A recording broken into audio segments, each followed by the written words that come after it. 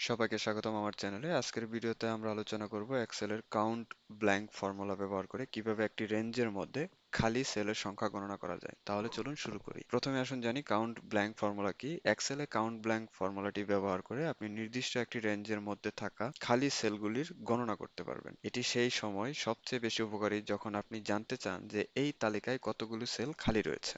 Count blank ফর্মুলার syntax গুলো হলো, এখানে রেঞ্জ হলো সেই সেল বা রেঞ্জ যা আপনি গণনা করতে চান। চলুন একটি উদাহরণ দেখে নেই। একটি টেবিল, যেখানে একটি টেবিল যেখানে কিছু সংখ্যা এবং খালি সেল রয়েছে। এখন আমরা চাই এই রেঞ্জে কতটি সেল খালি রয়েছে তা গণনা করতে। আপনি যে সেলের সংখ্যা গণনা দেখতে চান সেখানে ক্লিক করুন, যেমন ধরুন D2।